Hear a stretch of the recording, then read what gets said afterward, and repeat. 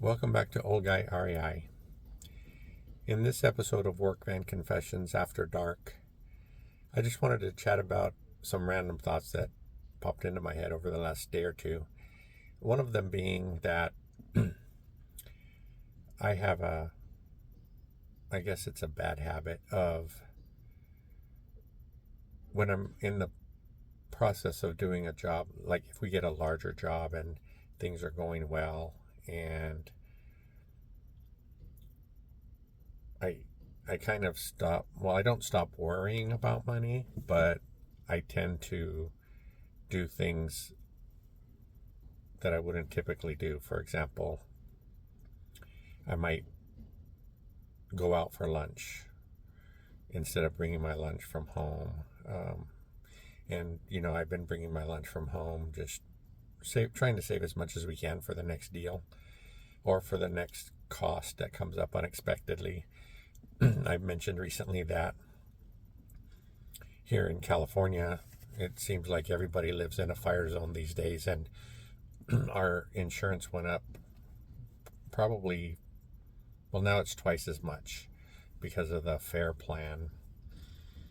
But, and I have a couple of good jobs going right now. And yesterday I was just driving through somewhere to pick up some lunch, and it wasn't, it hit me because I hadn't been doing it for a while because I didn't have any big jobs going. We were doing a bunch of little stuff at the time. So that's one thought. And then also, it hit me a while back that over the years, I had never been able to put a bill on auto pay because I was never sure if the money was going to be in there on the due date of whatever bill it was.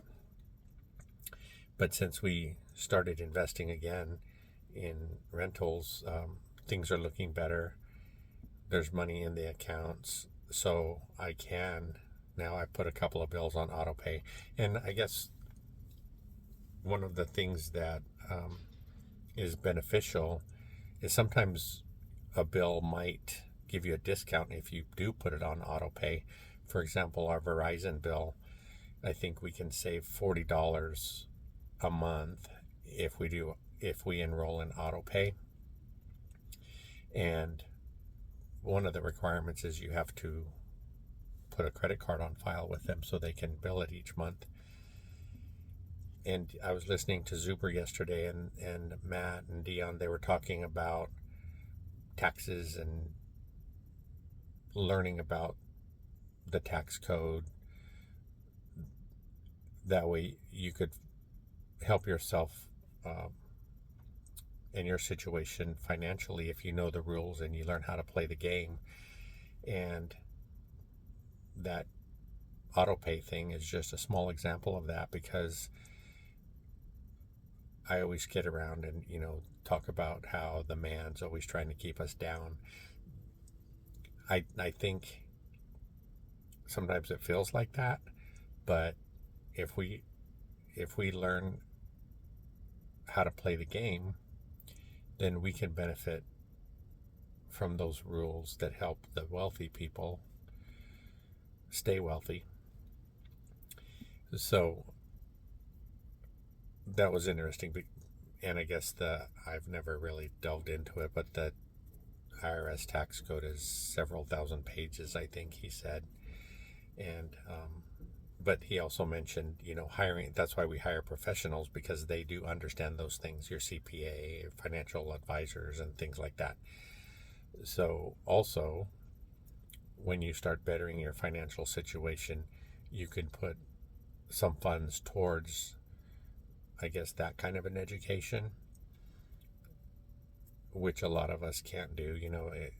And for a long time, we were living paycheck to paycheck as well, but my paychecks were not steady. We do a nice big job, we would have a good lump sum in the bank, and then maybe nothing for a little while, so we would have to live off of what I made on the last job and keep moving forward that way. So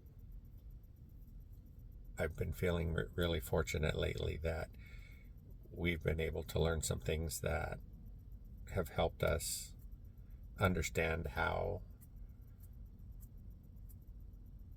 again, how wealthy people put their money to work for them. It's unfortunate that it took us so long to start to understand those concepts, which leads me to another thought. This week, he and Anna were talking about how to help younger people understand that they could be financially free at a very young age if they just got started now. And I was talking to a friend yesterday that I met, another investor that's near me. We were chatting about that and how when we're young, in our late teens and early 20s, our minds are not in that position to accept the information. We're always too busy thinking about socializing, say in high school. I know I was socializing and just having a good time, maybe getting a job so you have some money to go out with your friends and things like that. And like I've said before, I didn't really even think about it until I was in my 40s and started thinking about, I think around that age is when my body started letting me know that I wasn't going to be able to do this kind of work forever. And that's when I really started to dive into building some kind of retirement savings. But I think maybe it was Anna Kelly that said that a young man's brain, and I can kind of speak to that, is not fully developed or close to being fully developed until we're around 25. And I think that was true in my case, and some of you out there say that your mind is still not fully developed, but it is what it is. So, and I've also said that over the years, I've tried to help, younger family members and younger friends understand what I was learning in my 50s. And the friend that I was talking to yesterday has a business, and he tries to talk to his employees. They're all younger, but they just think, he's some old guy just talking because he can. So I don't know what it would take to get a young person on board. I know there are a few exceptions out there. That was another thing that popped up in the feeds last week, and I just look at I guess you call them the headlines or the titles of some of the videos and stuff that are out there. 19-year-old buys one property and is financially free, or whatever it might be. Those kinds of things, they're eye-catching, but they're not, I don't think they're really helpful, because that person, I guess, is a unicorn. That's what you would call a unicorn, right? That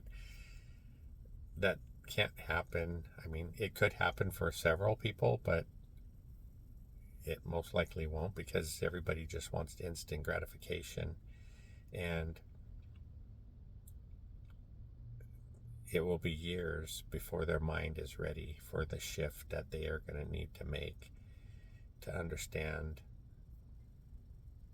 or feel like it's worth going through the learning process and the headaches that come in the beginning and things like that, to understand where they could be in 5 or 10 years. If I am ever reborn, I hope I learn at an early age about investing in real estate. Have a great day.